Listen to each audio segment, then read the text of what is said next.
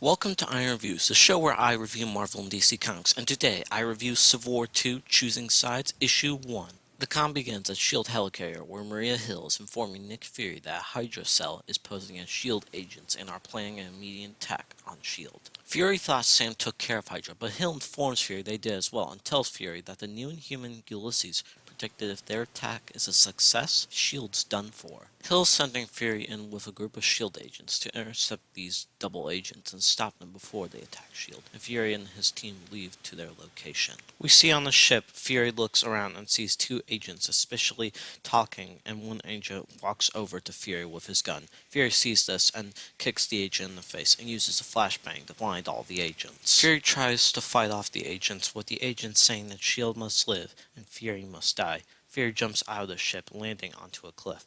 The rest of the S.H.I.E.L.D. agents follow him, saying that S.H.I.E.L.D. must live and Fury must die, with one of them being shot in the face and the rest of them being blasted off with a sonic device. The ship goes in front of Fury and prepares to shoot him, but Fury quickly acts when using his suit to go invisible, then charges at the ship, breaking the front window. Fury then grabs the pilot and asks who the pilot is and who his leader is, and the pilot tells Fury that he serves the one true S.H.I.E.L.D. and their leader has seen the future, and as long as he lives, they will prevail. S.H.I.E.L.D. must live. Fury must die. The ship crashes, killing the pilot, but we then see Fury has escaped the crash and is watching from the other side of the cliff, seeing another ship come in. Fury says that whoever these people were, they aren't Hydra, and Fury has to investigate, and seeing that he'll be listed MIA, this will be a perfect time to investigate. We go elsewhere at Times Square as we see New York being attacked by a giant Celestial. We see Dwayne Taylor, aka Night Thrasher, come to the scene, attacking two of the Celestial's minions.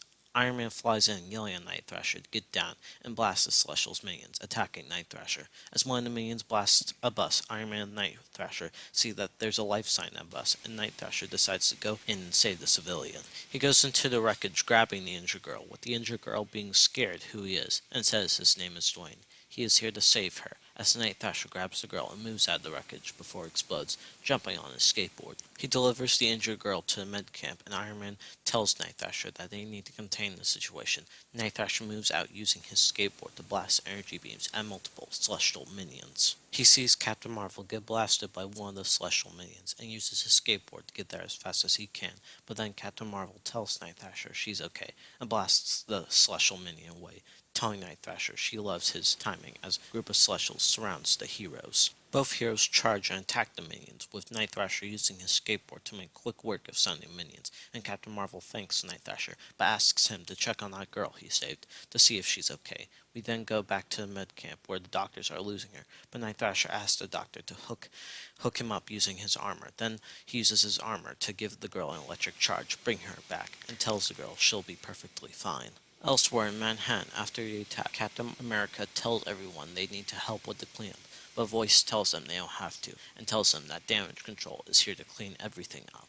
The next morning, we go to the headquarters of Damage Control as we see Albert from accounting and John from sales are talking about the financial difficulties of the company and an ad they made that isn't really any good. Robin, CEO of the company, enters and is furious that the Daily Bugle has accused them of war profiting after doing 3 pro-bound cleanups. John and Albert are about to show Robin the commercial they made, but Robin gets a call from one of the workers, and Robin tells Albert and John to come with her and for John to make a call to Parker Industries. We go to the cleanup site where Lenny explains that last night their equipment was destroyed and they think someone vandalized their equipment, but they don't know why. Robin explains that she was able to make a call to someone at Parker Industries that owed her one, so she was able to borrow Parker Industries machines for a few days. John goes to the group and tells them that he told Parker that he won't leave the machines unattended, so they're going to have to sleep here tonight. Later, we see John knocking on Robin's tent and with a glass of wine, and just as they're both about to have a drink, they hear a loud noise and go outside to see a steam shovel full, telling them that he is Troll the Unhuman and tells them that he will destroy them if they interfere. The rest of the people wake up to see this, and they see they found their vandalizer.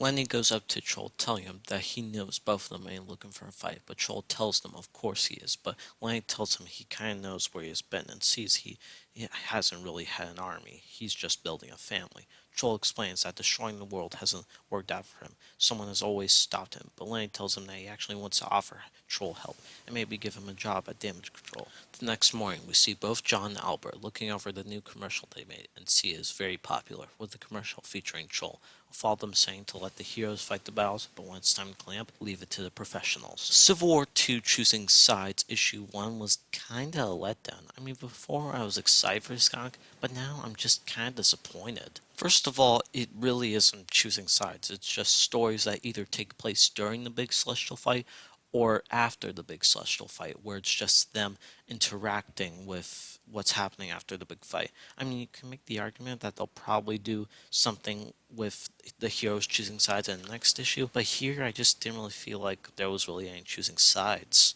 Now, out of the main stories I liked, there was only one I liked, and you can kind of guess which one it is, and that's a Nick Fury story. And let me explain two things. One, the story seems interesting. It seems obvious that they're going to continue this in the next issue. And two, it's the only story I really enjoy. If I was going to come back to this next issue, I think it would be for this story. And the other stories, what do I have to say? They're just one done stories that clearly won't continue in the next issue. I mean, I guess the Night Thrasher story was interesting as well. I mean, it was cool to see him in the big fight and interact with both Iron Man and Captain Marvel, two people who will have major roles in the Civil War II book. And the damage control story, what do I have to say? It's pointless. I mean, this story didn't feel like it was even Civil War II. It was just damage control story. And I mean, I guess damage control is interesting, but it was just a one and done story. That's it. But in the end, this issue was not bad, but tolerable. Not good, but okay. This was a kinda useless and didn't really fit in with the whole big Civil War II event that's going on. I give this a 5 out of 10. I mean, it's okay, but you can see that they tried, and the art is good, and the stories are okay. Like I said, 5 out of 10. Hey guys, thanks for watching. Make sure to like, comment, and subscribe for more Iron Reviews. And check out my Twitter at IronHulk018. My name's August, and until then.